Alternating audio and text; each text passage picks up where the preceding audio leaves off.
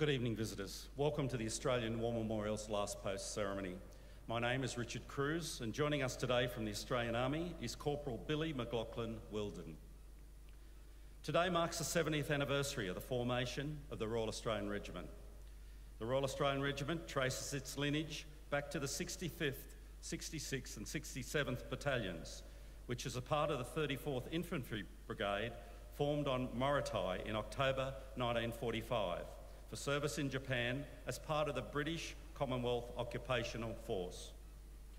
On the 23rd of November 1948, following the creation of the Australian Regular Army, the 65th, 66th and 67th Battalions were redesignated as the 1st, 2nd and 3rd Battalions, the Australian Regiment.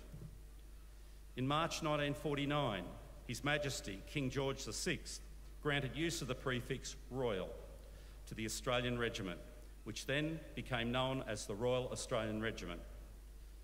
The regiment's badge, colloquially known as the Skippy Badge, was also approved in 1949 and continues to be worn proudly by those who have earned it. Since its inception, the Royal Australian Regiment has been involved in warfighting, peacekeeping and peace enforcement operations in many corners of the globe, including places such as Korea, Malaya, Borneo, Vietnam, Somalia, Rwanda, East Timor, Solomon Islands, Iraq, Afghanistan, and so many other countries around the world. To date, there have been over 85,000 members of the Royal Australian Regiment, and those members, past, present, and future, continue to uphold the regimental motto, duty first. We're honoured this evening to acknowledge Major General the Honourable Michael Jeffrey, former Governor-General of the Commonwealth of Australia, and Mrs Marlena Jeffrey. General Angus Campbell, Chief of Defence Force. Senator David Smith. Mr Greg Moriarty, Secretary of Defence. Lieutenant General Rick Burr, Chief of Army. Lieutenant General John Fruin, Principal Deputy Director, General Australian Signals Directorate. Major General Maurice Dodson, former Chief of Army, New Zealand. Major General Adrian Clunies-Ross, former Chairman of the Council of the Australian War Memorial, and Mrs Julianne Clunies-Ross. Major General Mark Kelly, Colonel Commandant of the Royal Australian Regiment. Brigadier Jason Blaine, Regimental Colonel of the Royal Australian Regiment. Warrant Officer Grant McFarlane, Regimental Sergeant Major, Army. Uncle Roy Mundine, Army's Indigenous Elder. Mr Keith Payne, Victoria Cross recipient, and Mrs Florence Payne. Mr Doug Baird, father of the late Corporal Cameron Baird, Victoria Cross recipient. And the many visitors here today who are observing the 70th anniversary of the Royal Australian Regiment. We also welcome the veterans who have served, those that are still serving, and the families that love and support them. We acknowledge the members of RSL Services Clubs Association, RSL Victoria and RSL Queensland, who are watching the broadcast of this ceremony across Australia. Today, we would particularly like to welcome Mr Tony Ferris, President, Queensland State Branch, Returned and Services League of Australia, and Mr John King, President, ACT Branch of the Returned Services League of Australia. During this evening's ceremony, wreaths will be laid at the base of the Pool of Reflection by visitors to the memorial. Australia's Federation Guard is a tri-service ceremonial unit of the Australian Defence Force. They provide a ceremonial presence at civil and military events and during visits to Australia by foreign dignitaries. The Guard will now dismount the catafalque party from the tomb of the unknown Australian soldier within the Hall of Memory.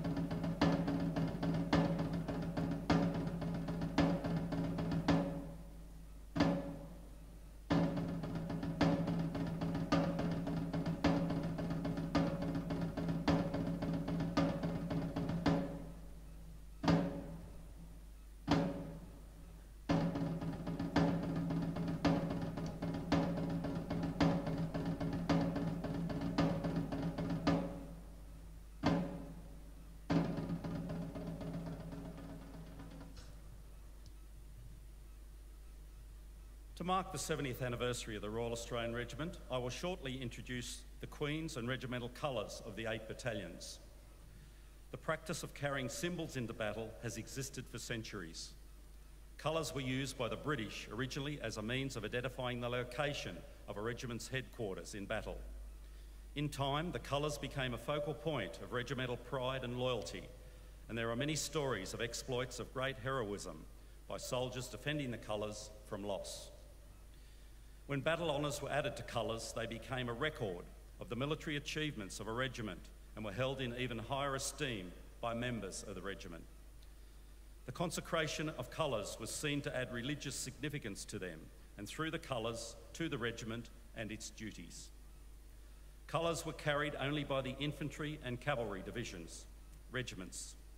Other regiments, which were responsible for skirmishing ahead of the major formations, did not carry colours because they did not always wish their location to be known, and also because of the greater risk of loss of any colours to the enemy. After 1881, colours were no longer carried in battle because of the improving technology of weapons and the greater distances involved in warfare. However, they remain a strong focal point for a regiment and continue to be held in great esteem and accorded great respect. The Queen's colours of the Royal Australian Regiment battalions will parade on the eastern side of the Pool of Reflection and will be accompanied by their relevant commanding officers. The regimental colours of the Royal Australian Regiment battalions will parade on the western side of the Pool of Reflection and will be accompanied by their relevant regimental sergeant majors. Catapult party, attention! Catapult party, present! Arms!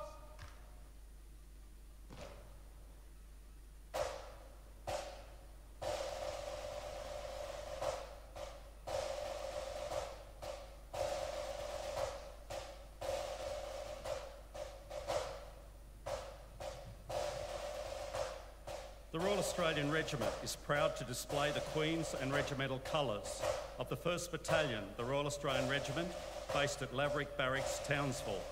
2nd Battalion, the Royal Australian Regiment, based at Laverick Barracks, Townsville. The 3rd Battalion, the Royal Australian Regiment, also based at Laverick Barracks, Townsville. The 4th Battalion, the Royal Australian Regiment, held by the School of Infantry in Singleton as the custodians. 5th Battalion, the Royal Australian Regiment, based at Robertson Barracks, Darwin. The 6th Battalion, the Royal Australian Regiment, based at Gallipoli Barracks in Ogra, Brisbane. The 7th Battalion, the Royal Australian Regiment, based at Horseshoe Lines, Edinburgh Defence Precinct, South Australia. The 8th 9th Battalion, the Royal Australian Regiment, based at Gallipoli Barracks in Ogra, Brisbane.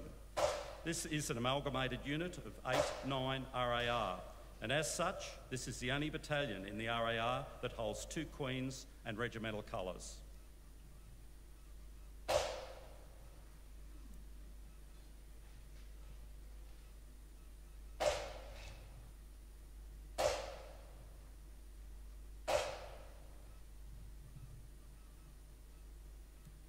Party, shoulder, arms! I invite you all to please stand and join in singing the National Anthem. Catapult party, present! Arms!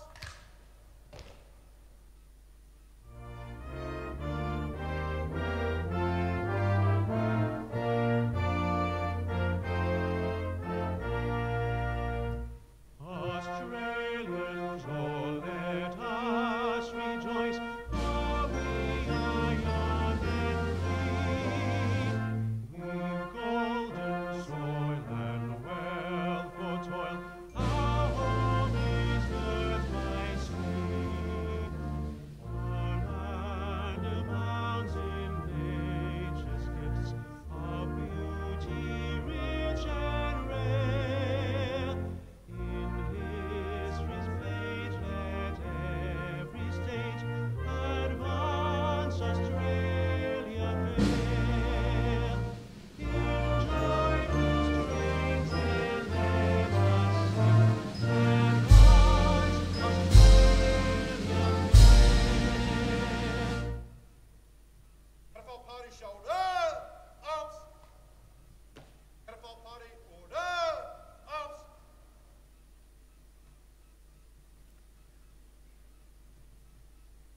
If you're able, please be seated.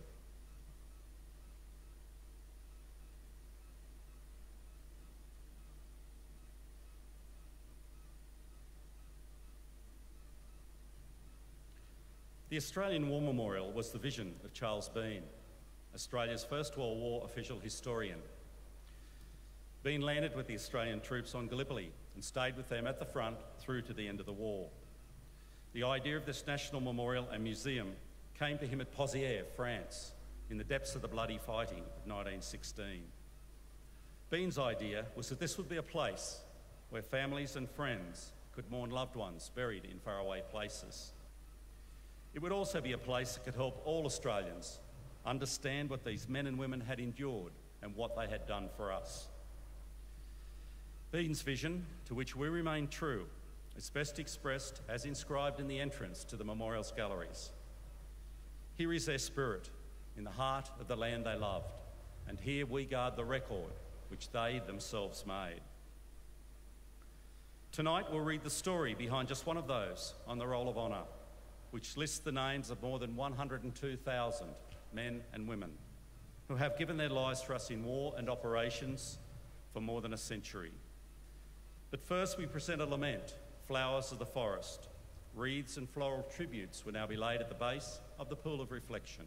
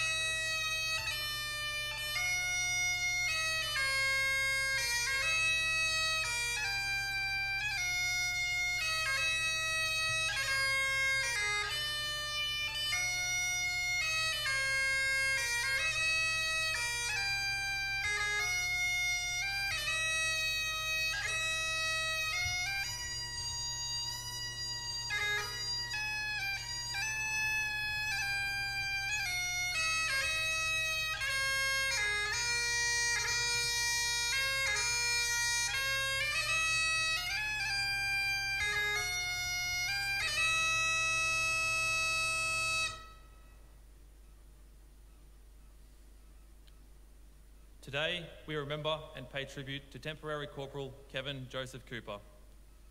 Kevin Cooper was born on the 2nd of December 1931 in Subiaco, Western Australia, the son of Herbert, a First World War veteran, and Kathleen Cooper.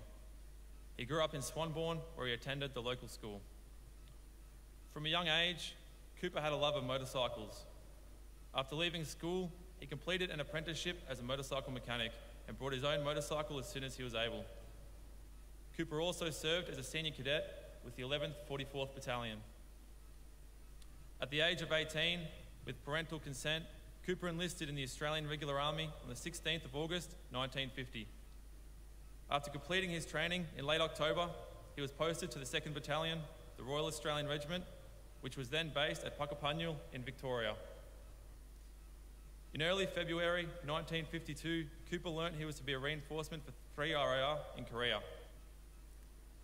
After flying out of Sydney to Japan at the end of March, Cooper was posted to 1 RAR, sailing with his unit to Korea in early April.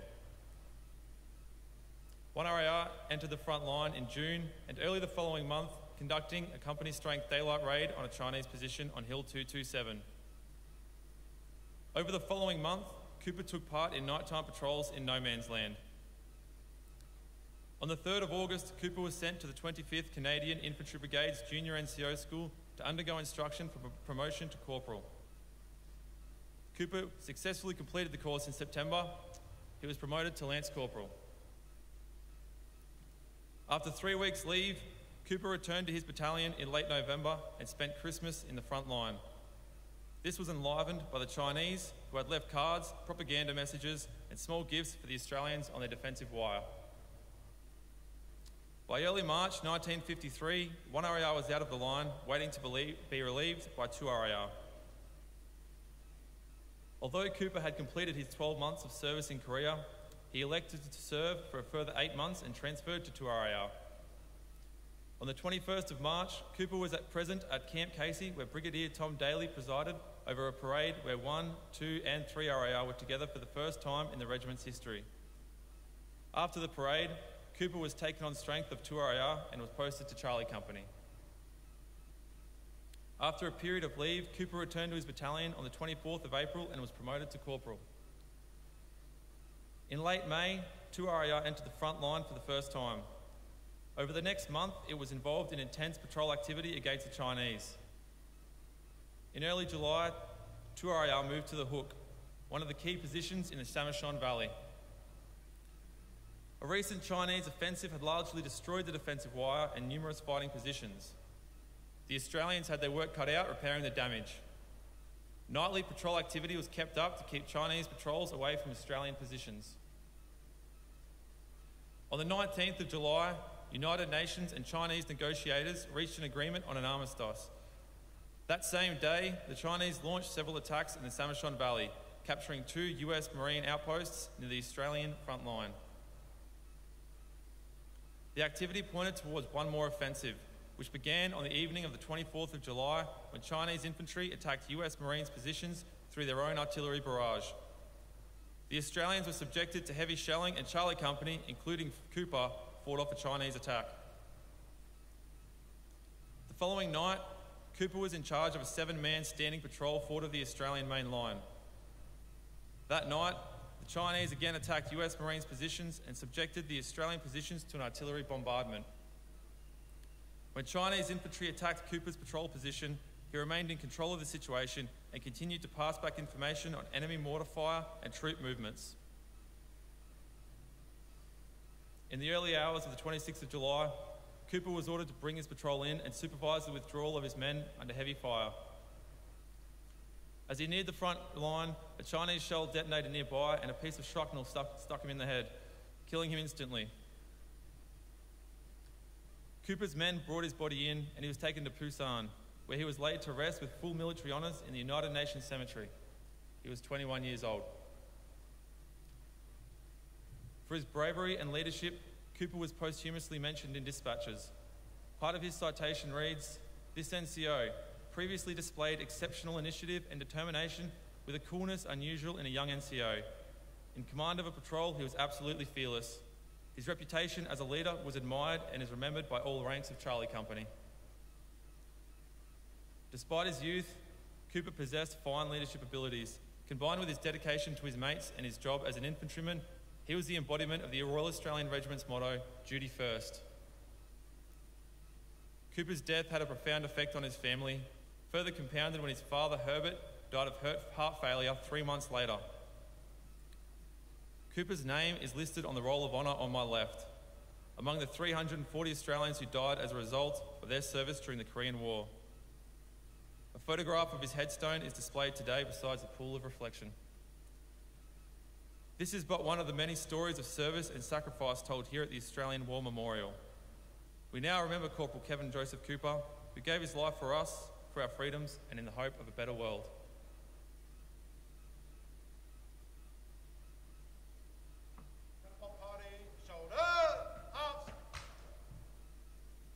Please stand for the reading of the ode and the sounding of the last post.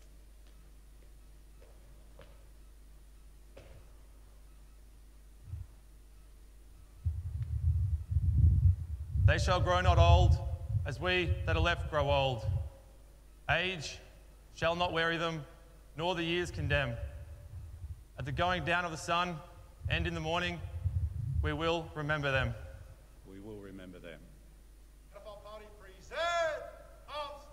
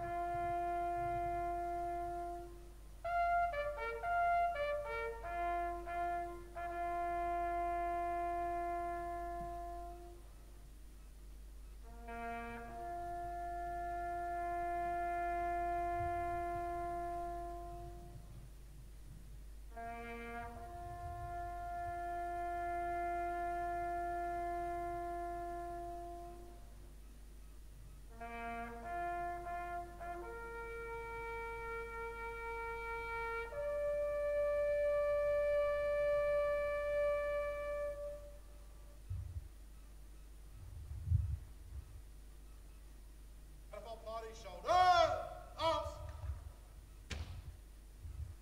Lest we forget. Lest we forget.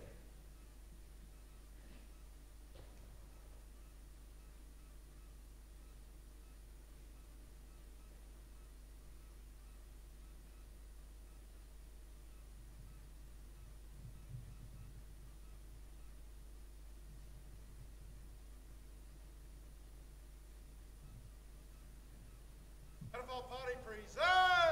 Arms.